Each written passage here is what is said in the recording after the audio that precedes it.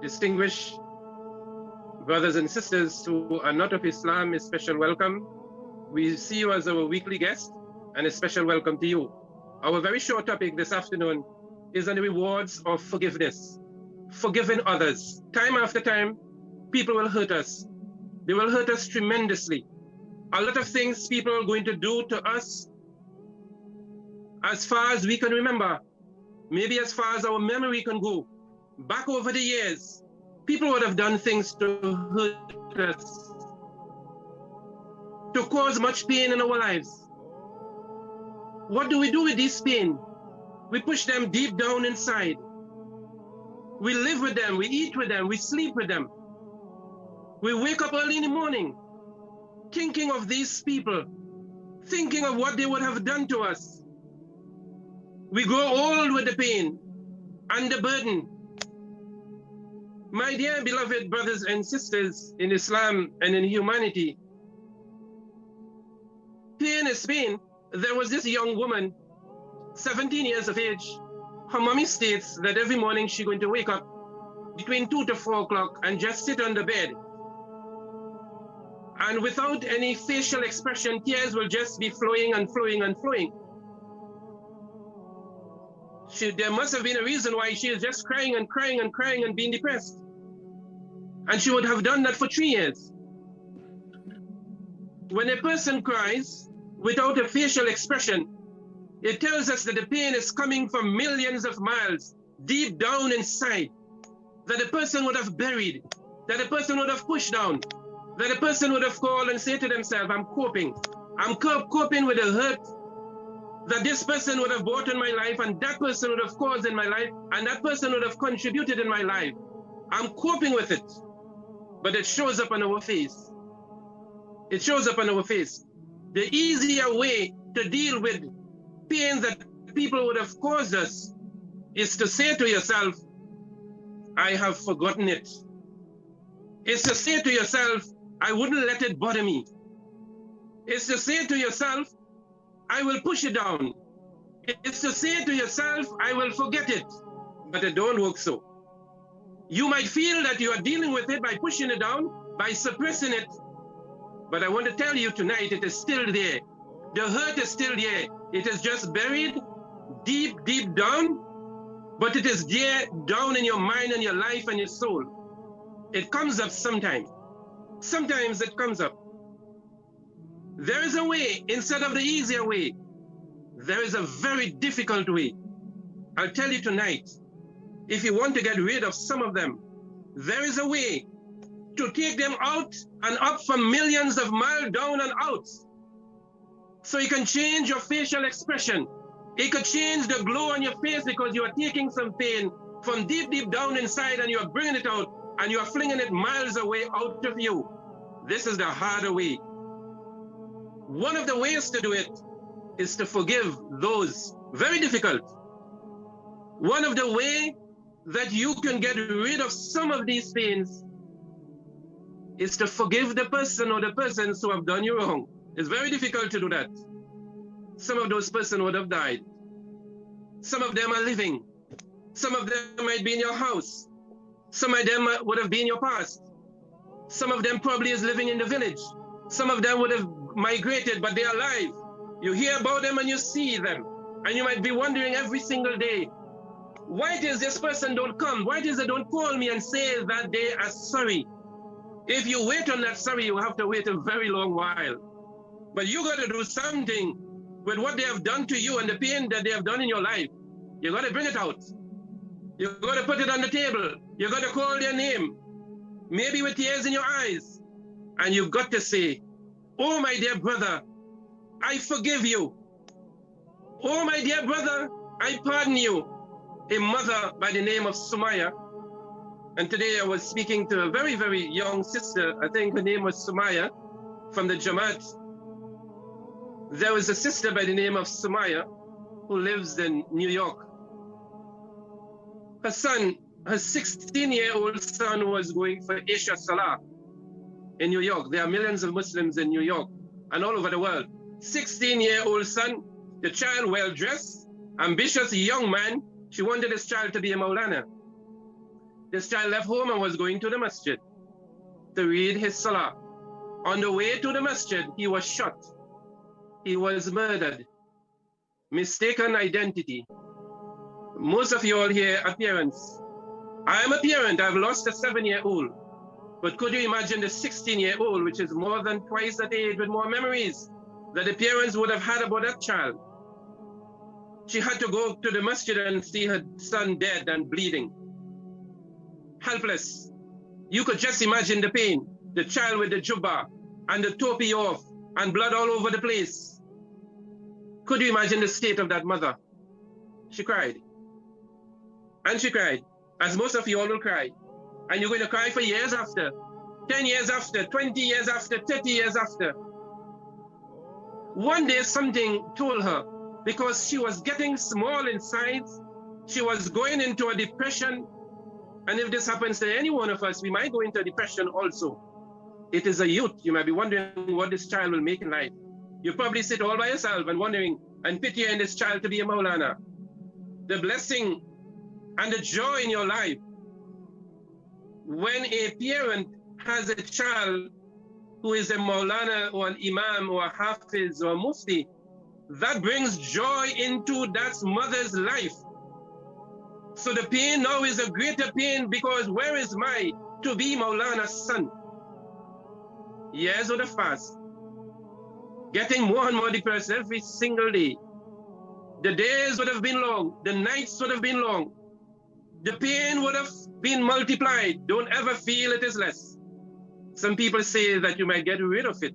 It might lessen, not necessarily. It's because you keep pushing it down and down. Unlike the young girl, the teenager, who sits on the bed, jumps off the bed. The body jumps this child off the bed. The child starts to cry and tears keep flowing on and on and on without any facial expression. The pain that that child pushed deep, deep down inside comes up every morning between 2 to 4. And the child just cries. And the mother just cries. After some years, she continued to cry without the facial expression, because the pain is coming from deep down inside, miles down in our life. One day she said to herself, I want to meet this person who murdered my son. I want to go and visit him. He was in prison. The prison authorities made all arrangements for her to go and visit, all the logistical arrangements, and she went into the prison. She requested not to see him behind bars. She requested seeing him in a room. Of course, with him with a handcuff behind his back. She wanted to get close to him. After 6 years of tears and pain and getting small and smaller, and around the eyes from black to blue, and like she is going mad, she had reached the moment to see her child's mother. And she reached into the room and she saw him. Of course, with much anxiety, with a sense of joy and a sense of pain. A sense of joy in that I finally see you in person. I finally got to meet you. A sense of pain that you have killed my son. She got very close to him, very, very close to him. And she asked him, could I touch you? He said yes. She touched him, tears flowing down the eyes. And she said, my son, you have murdered my son. My dear Jason, with her hands lay on his shoulder. I came here all the way, miles upon miles, of course, 2 states, to tell you that I have forgiven you. She said it in a slow, solemn, painful voice. She said that when she mentioned this, she felt if as though a burden was released from the shoulder. She said she felt if as though something from her belly came out. A woman has a belly pain that emanates from bearing that child. That is the belly that the child came from, that bore that pain for 6 long years. She said that she felt something came out of the belly. A pain would have been released out of the belly. out of her life. She said the shoulders became lighter and lighter. She felt better. She felt relaxed. She started to sleep because Allah subhanahu wa ta'ala tells us in Surah Al-Nur, 24th chapter of the Holy Quran, verse 22. And if you pardon them, and if you forgive them, and if you forgive their faults, Allah subhanahu wa ta'ala will be merciful to you. And Allah subhanahu wa ta'ala will be all forgiving. This chapter of the Quran is telling the mother and all of us, when you forgive someone, automatically Allah subhanahu wa ta'ala will forgive you also. Imagine, I am forgiving you and Allah is forgiving me. Two things are happening to the life of the woman and all of us. My burdens are being lifted. The burdens of the pain are being lifted. And secondly, because I am so brave and I'm doing something that Allah subhanahu wa ta'ala loves, just by saying, oh brother, I've forgiven you, the angels from the Jannah, the tafsir of the Quran says the angels from the Jannah is being released by the millions to come to you and say, as you say, I forgive you. Same time the angels in the Jannah celebrates and say, oh my dear sister, oh my dear brother, I have also forgiven you. You see how much burden, how much things can be lifted from our lives by following the hard way, by meeting the person, by calling their name. It might be your parent. It might be your parent who are in the grave. I say this tonight. It might be your parent who are in the grave, who have given everybody, all your brothers and sisters, what they could have been, what could have been given, and didn't give you anything. And you had to stand all alone. You have to call your dead mother and your dead father, and you have to say, Mommy and Daddy, I have forgiven you for treating me unjust. You have to call the person down the road. Don't wait until they come to you. And you have to tell them, and you have to say to them, and you have to write it down. You need to get a paper. And it is good sometimes to have a paper and to write down all the person. Search yourself. Search your soul. Search the chamber with the pain. Search the names of the person who have done you all these wrong and injustice. There are a lot of women today who have been battered by husband, who have been beaten in the room when the child isn't there. What did you do with that pain? You push it down. He is not there anymore. But to free up yourself and free up your soul so that you can walk the streets again. You can smile again. Your face can glow again. Your voice can change once again.